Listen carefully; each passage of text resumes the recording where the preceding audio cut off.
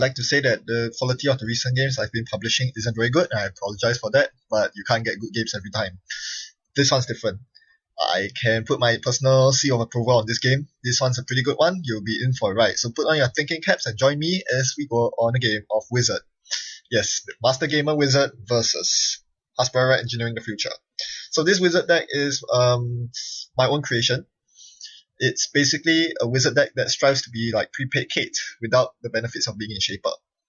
So instead of the on-the-run tutors that you have with SMC and Clone Chip, those are pretty big benefits, I'll have to admit. Losing that, however, you get all the benefits of playing in red. You get access to cards like Data Sucker and Parasites. You can play as many copies of them as you want for free of influence. You get access to Morningstar, which is actually a very good barrier breaker. Who needs Lady when you're Morningstar, right? You have David, which solves all your high strength ice problems for cheap.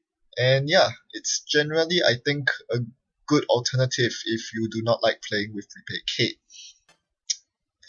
So I'm gonna keep this hand because it has a lot of money. Show Gamble is money, KD Jones is money, and Symmetrical Visage is if card draw efficiency gives you more money while making a card draw. So you'll be more likely to draw, and that's always good with this deck because you need to pull all your breakers out very quickly. Yes, the biggest difference with prepaid Kit is that you don't actually have SMCs to pull your breakers. So finding your breakers quickly is a must, and you do that if you saw in the opening screen, inject, and I've had worse 3 copies of each, you can play them very quickly. So it works kind of like decent quality time. That's why I like it so much. Alright, here I drop into a Morningstar and I begin to run. Why do I run here? Because I want him to rest ice. I want to see what kind of ice I'm up against, and maybe I can play some pressure on HQ if I draw my HQ pressure cards. I continue drawing because drawing is very important at this point. Even more important than loading KT because KD, I started with 2 Show Gambles, so I'm not in that big of a hurry to load KT. Should be there for the long run. But now I need to find the breakers. Seeing Morningstar and Corroder in my opening hand is a bit awkward, but I'll deal with it. And the most awkward thing is he's rezzing all the end around code gates against me. I can't do anything about that. I need to find my York. So I'm just going to continue drawing up, and I'll chunk my Morningstar here. This is a really unfortunate because he very wisely iced up archives preemptively. This is a very good move by him, even though he has no idea what kind of deck I'm running. With that ice on archives, I'm not able to retrieval run safely, and that is a huge problem for me. So my next turn, I immediately inject, which draws me to an I've had worse, which is pretty good, but I can't play it now. If not, I'll be forced to discard a lot of stuff. So here I'm just going to run R&D, try to keep him poor, try to keep the pressure on, and just basically scout out what he has. It is a waste of clicks, I admit.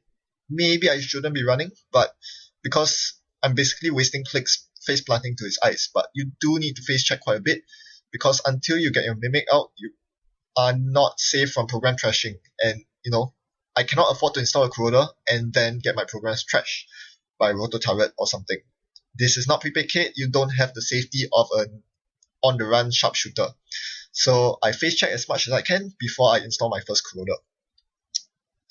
I mean, he's forced to rest ice against me because if he does not, I'm going to get excesses, and given his HP, I have a very good chance of finding Adonis's Steve campaigns and his Breaker Bay grids, so he does not want to let me in under any circumstance. But that's the good thing about playing in HB, he gets so much money from his passive install, and Breaker Bay grid gives him so much discount on Adonis that he's able to rest all these ice against me before I can get a footing. So my opponent's in a pretty good position now. He has an Adonis running, which I cannot smash because of that 1 strength next bronze, very annoying. So here I'm going for a very risky play. Why am I doing this? Because I want to get the retrieval run out before he gets too much ice on archives. And most importantly, seeing that he has played so many end run code gates, I figured that there probably aren't any on archives. Think about it this way. Most likely the only code gates he's running is IQ and next bronze. I mean any reasonable code gates, and he wouldn't put next bronze on archives. Put yourself in their shoes. Why would you put your next ice on archives if there's a very low chance of them running it? So you'd rather put the next bronze on a frequently run server such as R&D on a remote. So that probably isn't next bronze. It could be an IQ, but I'm just gambling that it's not an IQ. So very likely it's a barrier, or in this case architect, in which case I let him fire it off. Nothing much I can do about that. So the best thing is that it doesn't end the run, which means I get to retrieve my Morningstar. I need to nullify his Eli because I know he's running 3 copies of it. In the meantime, he does score an ABT, doesn't fire it. Wise choice. Without a Jackson. In the meantime, I do draw up with I've had worse into both my breakers, so I'm immediately playing them on the board so that I can start threatening runs next turn. Of course, it's not good to show your hand like that, but in fact, what I should have done was to play York on click 3 and then hit up KD on click 4. Instead, I installed both of the icebreakers, so that was definitely a gameplay mistake there that could come into play later. But now that I found, the other option, which I should have done, was to install York on click 3 and run click 4. This was what I should have done. I should have denied his Adonis and his Breaker Bay Grid last turn. That would have been the best play. I completely forgot about that. That was my mistake. So now I get to run on his HQ because he has very few cards in hand. So York is able to get through IQ, which is pretty good. He'll have to draw up if he wants to keep me out. It's a very weird way of keeping a runner out, but that works against York. So yeah, you have to aggressively deny asset economy and upgrades as Whizzard because that's your key strength. You need to deny them to slow them down so that you can have time to load up KT, you have time to get your breakers.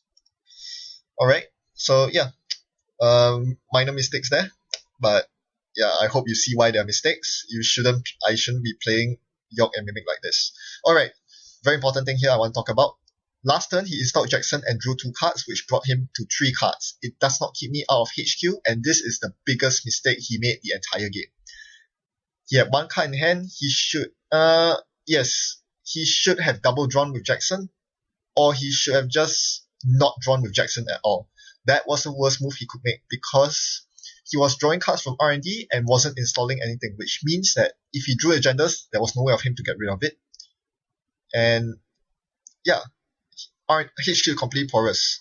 So it was a no-brainer for me to run through and check his hand every time. And being Whizzard, I was able to run his Jackson last click, destroy it. So now he cannot get rid of agendas. He cannot draw up to defend his HQ anymore. So that was a very horrible play by him, and it basically brought me halfway to victory. Bleeding 2 agendas like that was huge. I'm pretty sure he drew them on the Jackson pass and wasn't able to get rid of them in time.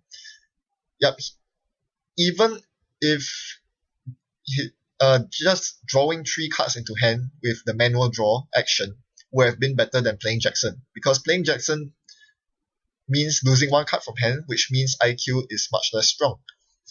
And when your opponent has a York on the board, you want to maintain at least 4 cards in your hand. So yeah, that was very, very unfortunate for him there. A huge setback. And at virtually no cost for me at all, because York is free. I still have a healthy credit level, I still have all my breakers, and the best thing is I found my Grimoire, which was pretty huge. This means I now have enough memory to install a medium and go haywire on his... toe booth. Oh well, jack out. Yep, this is what you should do.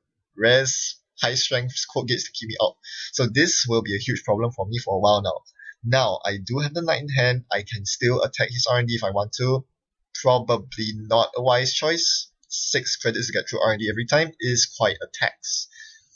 Better off hitting his remotes and denying him credits for now. And trying to find better solutions to get past Toe Booth. And that's one of the best things about playing in NR, because unlike Prepaid Kate, which always has to pay 5 credits to get through Toe Booth, with Whizzard, there are actually a lot of ways around this, and I'll show you how later. First, I want to deny his remote. I'm pretty sure there's a Breaker Bay Grid in there. Let's get rid of it. I find Mother Goddess, and guess what? It can be broken for 1 credit with Morningstar. Awesome. And bronze is free, so I basically go on a trashing spree, trash his Breaker Bay Grid, and there's an Eve campaign there, which I'll leave. He would need balls of steel to res the Eve against me, knowing that it only costs me 1 credit to get through his server, and 2 credits to trash the Eve. So of course he does the right thing here, he does not res the Eve. That would be a very silly idea. I would just trash it immediately. So instead he goes for the other remote. Not sure what's in there. Probably need to deal with it. But for now, I want to enact my plan of R&D pressure. Now, that could be an agenda in the new remote, but I don't really care at this point, because if he attempts to score it, he's going to leave himself very vulnerable. I'm about to destroy his toll booth. Look at how awesome this is. Just destroying toll booth for 9 credits. It is a bit expensive. 2 to install Knight, 2 to break the subroutine, 3 for the toll booth tax, and 2 to play Spoon. But it's worth it considering that I'm destroying one of his most taxing ice in the game. Toll booth is a very annoying ice that many people play nowadays, and being able to get rid of it with Whizzard is a huge benefit that Kate does not have. The only way that Kate can get rid of such a toll booth is Parasite.